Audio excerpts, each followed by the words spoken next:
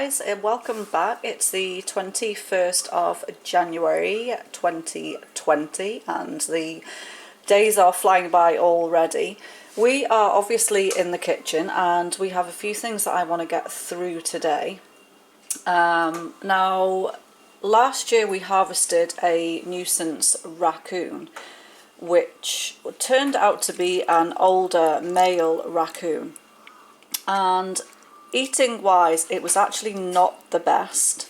It was a little strong tasting, even though I removed the glands. We did eat the meat, but this actually was what we had left over, and this is the carcass of the raccoon. And I basically put this in the slow cooker and it cooked for about 18 hours or more. And what we're going to do is we will pick all the meat that we can find, you know, through here. As you can see, there's quite a fair bit of meat on that body carcass. And if I can just lift this up, and underneath there you can see there is some pretty rich broth. Now, just from the point that I didn't like the taste of the raccoon, and no one else really liked the taste of the raccoon, but, you know, we don't waste anything in this homestead, so I will probably ice cube the broth and add it bit by bit into other soups I make. So you don't get that big raccoon taste, but it will get used up. And, you know, with all the meat that we have in here, you know, we have some pretty decent lumps of meat that came off that raccoon. I will probably mix that with something else and some breadcrumbs and make some patties or little burgers or something of that kind of thing out of that. So that's one job I have to get done today. Now the second job in this pan over here, as you can see, it's pretty stocked full of deer leg steaks. Now these steaks are not from a deer that we harvested.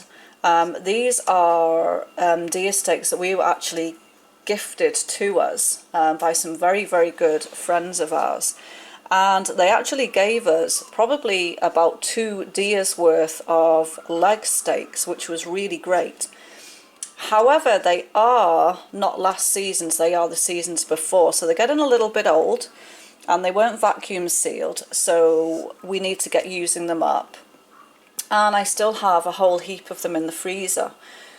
So today we are going to trim all the fat off these steaks, and we are going to do a huge big batch. I'll just lift them up. I mean, you can see how thick, you know, these leg steaks are, and there's different cuts. You know, these are loin chops and leg steaks, and there's just a whole heap of a different variety of, you know, steaks in here.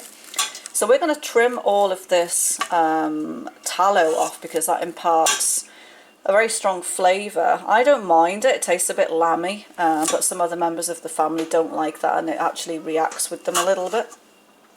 So we are going to do a huge batch of deer steak and ale pie filling today. Probably I'll throw in some mushrooms and maybe some peppers and a few wild herbs and spices. So that's one of my main jobs today.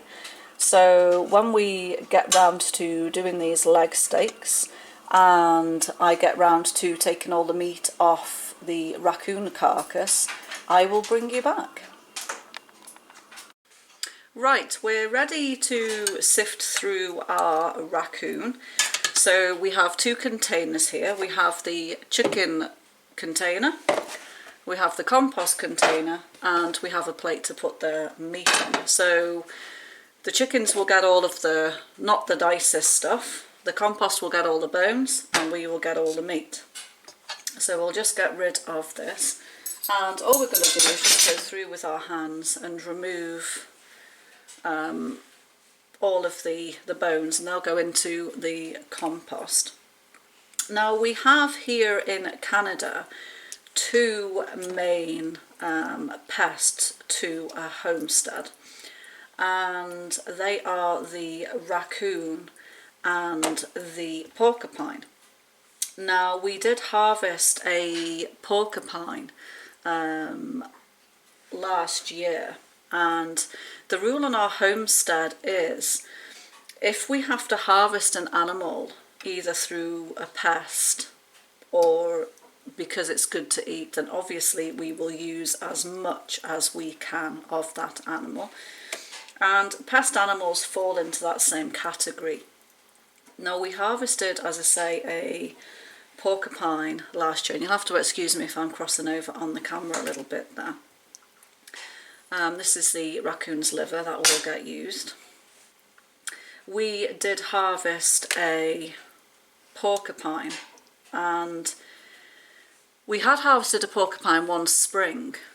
Despite many people saying don't harvest them in the spring, they're absolutely gross tasting. And unfortunately, this particular porcupine was in the orchard. And whereas raccoons are chicken killers, porcupines are orchard killers. And they actually girdle the trees. So they will eat around the base of the tree, around the trunk of your tree. And they take a whole ring of bark. Now what that actually does is it kills the tree, because the tree won't be able to get any nutrients, and it dies over a period of time. So porcupines are a huge problem if you have fruit trees, and obviously you don't want that to happen to them. And raccoons are chicken killers, and they will absolutely take no hesitation whatsoever to kill a whole flock of chickens.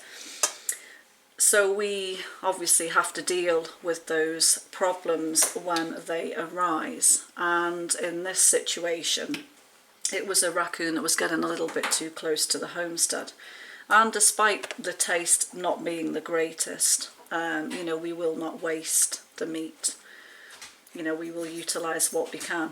Now, as I say, we did try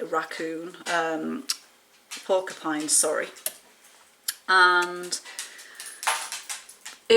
the first porcupine we harvested was absolutely disgusting. It was a porcupine we'd harvested in the spring, and at that time of year, there's another big lump of the liver. At that time of year, they predominantly feed on evergreen trees, so your pine, your spruce, and they're very, very fragrant. Now that flavour imparted in the porcupine's meat. Sorry, I'm getting mixed up between the two. So the porcupine ended up tasting like a meaty pine tree, which was absolutely disgusting beyond belief. And we didn't even get past finishing the cooking of that. It just was, the smell of it just turned my stomach. If you want to see the repeat of the porcupine cooking, which was one that we harvested in the fall, then you are going to have to nip over to Peter Thomas's channel, our good friend Pete. And he has his own channel, The Lazy Cook, which I will put a link down below. And I will also put a link to that porcupine cooking video at the end of this one. And he came over for 2 weeks, and we did lots of great fun stuff. So if you want to see that, then you'll have to pop over to his channel. But anyways, anything that we harvest on the homestead, we try our best to utilise, even if it doesn't taste the greatest. So again, with this raccoon, it not being the greatest flavour, I will have to mix it up with something else, some sausage meat, or some other type of meat, or breadcrumbs, or do something with it just to take that raccoony flavour. This is a raccoon that was a little bit older, plus it was a male, so you know, it wasn't the best for eating quality. So we're going to continue picking through here, and the chickens will get their fair share of goodies as well, because they don't miss out on all of this stuff. So as you can see, I'm just going to pick through this, and we'll have the meat and the bones and the chicken scraps in here. And in order to not bore you too much whilst I'm picking through, I'll carry on with this, get it finished up, and I will be back. Right, we have finished with the raccoon, and this is the meat that we got off the raccoon. So all I'm going to do is pop a lid onto this container, which happens to be a date container, and I've written raccoon January 2020 on there.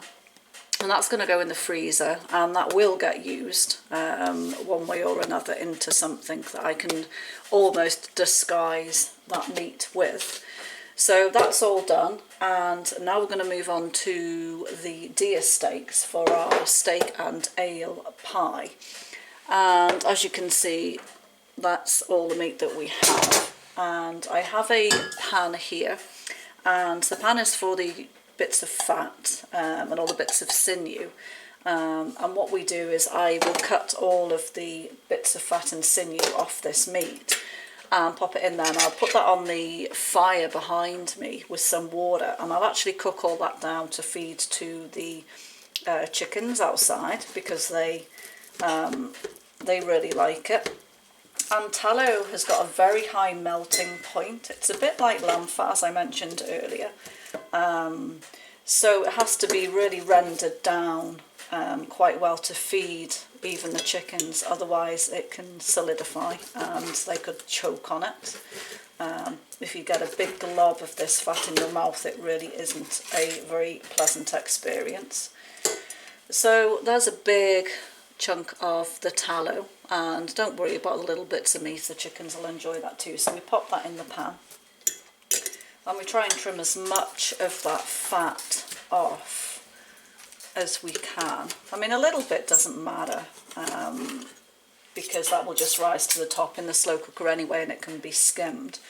So there is one leg steak that is fat removed and up to standards, and in the process we'll also remove any hair, because again, along with the fat, the deer hair can add a bit of a flavour into there. So that goes into our dish over here, where I'm going to just put all the trimmed up meat prior to putting it in the skillet to season. So we have one of the little chops here. We're going to do exactly the same thing. Just take the knife and trim away the majority of that fat, and we'll pop that in the chicken pan. And again, just go through making sure that we don't have any hair, and pop that in the chicken pan too. They're not fussy, they'll eat most things we won't. I mean, they eat dead mice and all sorts, so a bit of deer hair isn't going to do them guys any harm. So there is the chop all trimmed up, the bone there. So you get the drift of what I am going to do, and this is going to take me a little while to get through all of this meat and trim all the fat off. So when we're at that point and it's all done, we'll be ready to sear it and brown it and season it and pop it in our slow cooker with our ale and all the rest of the stuff that we shall be putting in there. So I will catch you later. We've trimmed up all of the fat off all of that meat now, and it's on the stove, and it looks rather disgusting, but when that's all boiled up and all looking even more disgusting, the chickens will absolutely love that. It's a really good healthy treat for them. And in here I have the broth that came off the raccoon. And I think what I'm going to try and do with this broth, I'm going to try and reduce it down enough so I can fill an ice cube tray or thereabouts with that, and then that can just go in the freezer as well. So the next stage with the meat, which I have over here all trimmed up, is we shall be frying it to seal and brown, and we will see you over there. We're over at the stove, and I have all the meat all trimmed up to what we would say is good. Some fat still remains on there, but we do need a little bit of that flavour. So the next step here is to sear the meat and brown it on both sides in my skillet. And I have a little bit of oil just heating up in here. We don't want to have a dry pan. Even though it's a skillet, sometimes it doesn't behave itself and it does stick. So I've put a little bit of oil in there anyway. And we're going to season the meat with some black pepper, freshly ground, and some wild seasonings. So we have some red alder catkin here, and that was roasted and ground. We also have some yarrow leaves which have been ground. And a more unusual one is some white pine. This is actually white pine needles that have been dried and just roughly blitzed up. And that adds a really good flavour. And an unusual one that most people may not think to go with meat is actually cinnamon. And cinnamon goes very well with red meat. Not too much, just a little sprinkle over the top. So I can hear my pan is nice and hot now. And I'm not going to film me doing all of these steaks because it's going to take me a little while. But I will film me doing a couple of them. So we put them in. Turn the heat down slightly because it's trying to stick all over the place. And if you can hear me over the sizzling, I'm just going to season one side. And as you can see, I use this spice quite well. So we just sprinkle a little bit. Yarrow is quite a mild flavour, so you can have a good go with that. And we'll do the white pine.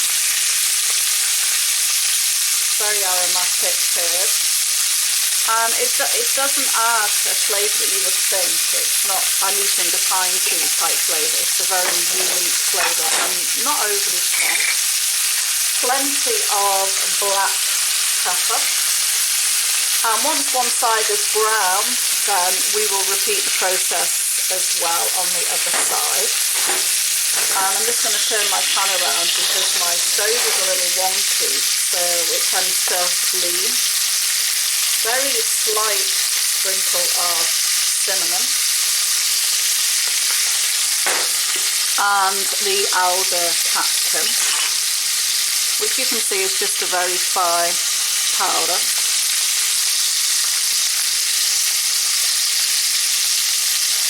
And I have the sun coming in through the window here in the kitchen, so I'm hoping that you guys can see this good enough.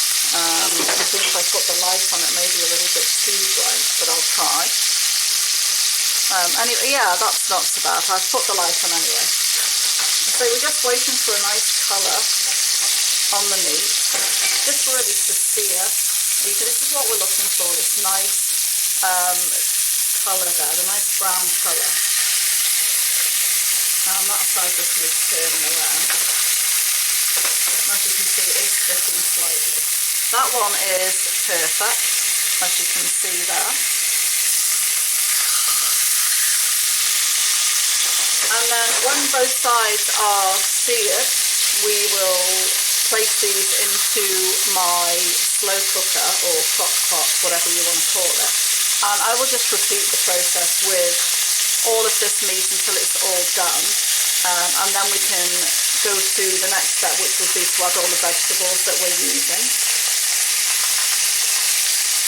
So we're just going to flip that over. And all this nice brown coloration on the meat is all going to impart a really, really rich flavour into the final dish. And, you know, this does look like an awful lot of meat, but this is going to do quite a few meals for us, whether it will be stews or pie fillings, which is the main reason why I'm doing this.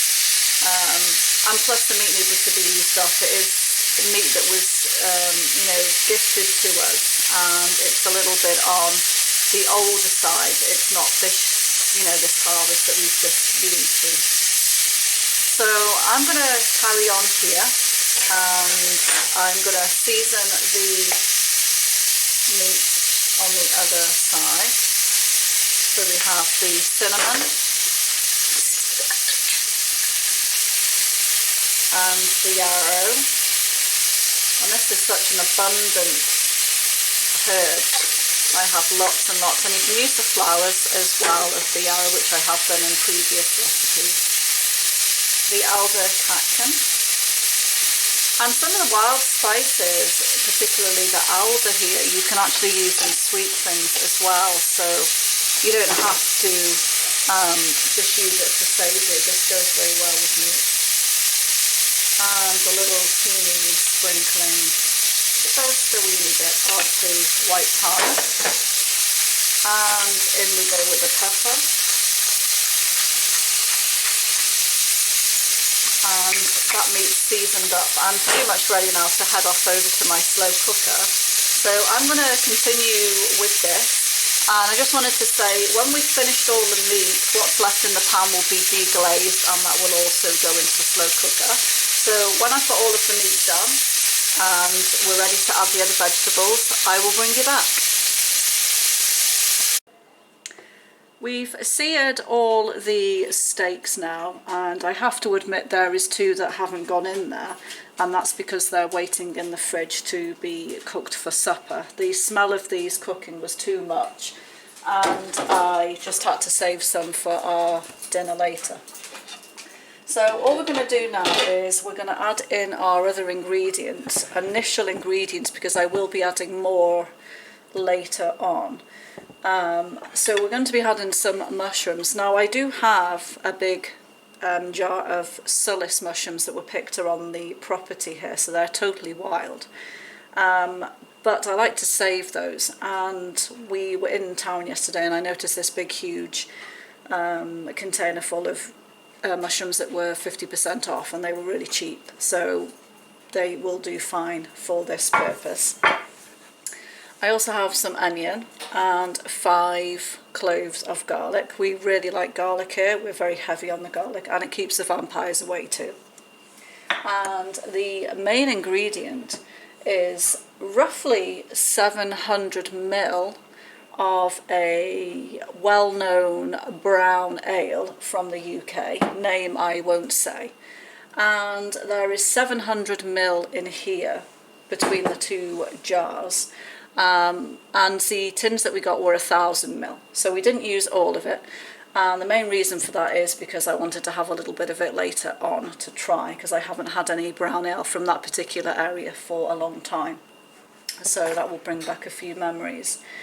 So all we're going to do is throw the mushrooms, onions, garlic and the ale into the slow cooker over here with the meat, and I'm going to season again with pepper. I won't season with salt, and if you noticed I didn't season the meat in the skillet with salt because it tends to dry the meat out and draw out a lot of the moisture.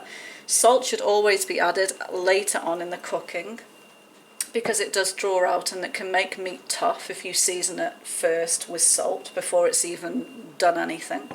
So I tend to not add salt until later on. Now this will cook for the rest of the day today, and it's almost 3 o'clock in the afternoon, and it will cook all night. Now before I go to bed tonight, I will be adding in some extra things, which will be some celery and maybe some carrots, and that will be it. There'll be nothing else added in, maybe a little bit of water if it looks a bit too thin, but I want the ale to be the main liquid component in this pie filling that we're doing. So I'm just going to throw all this in, and then I will show you what it looks like, and then it will be cooking for a very long time. We will see you then. So we've put the mushrooms and the garlic and the onion and the brown ale in here with the meat, and if you can see, that brown ale came up to actually quite a good bit up on top of the meat. Now it isn't covering, and I'm not going to add any more liquid because the mushrooms and the meat and the onions will all add to the liquid in there anyway.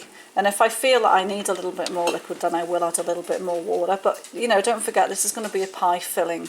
So we don't want loads and loads of liquid that we have to thicken up. We want, you know, a liquid that's quite condensed and full of flavour. So the lid is going on here now. And I have turned my crock pot up to high, and as soon as this comes to temperature, which it is reasonably hot, I'll turn it down to low, and this will cook for the rest of the day and overnight, and I will, as I say, add some more vegetables to this later on, so we will see you then. The deer steaks and ale have been cooking now for quite a few hours, and it's 11 o'clock at night, so I'm just heading off to bed. But I'm just going to throw in the dried vegetables that I mentioned earlier, which are the carrots and the celery. So we're just going to scatter those over the top there, and we'll give them a little mix in. And I'll put the lid back on, and this will cook until morning, and then that will be time to thicken up the gravy, take all the meat off the bones, and prepare it either to make pies at that time or to put it in the freezer. So we will see you in the morning. Okay folks, it's the next morning, and I have here in front of me the steak and ale pie filling, which we could also just use as a casserole to serve with some vegetables. It's been cooking all night with the carrots and the celery that I put in there late last night, and it's just going to cool down. And what I'm going to do is take all the meat out of here, and I will just probably thicken the gravy up a little bit before I decide what to do with that. I'm not sure if I'm just going to let it go cold and freeze it in batches, or whether I'm going to actually make a pie with that today. I do have a few other things I have to do today, but as you can see, it's nice and rich. I did add a teeny little bit more water last night, and in hindsight I could have actually left it and it would have thickened up a little bit more, but that gravy is nicely reduced. And the bulk of the liquid in there was the ale, so you know it will have a really wonderful flavour.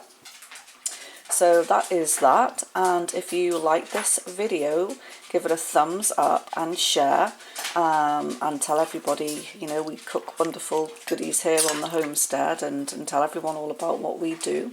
And thank you for watching, and I will see you next time.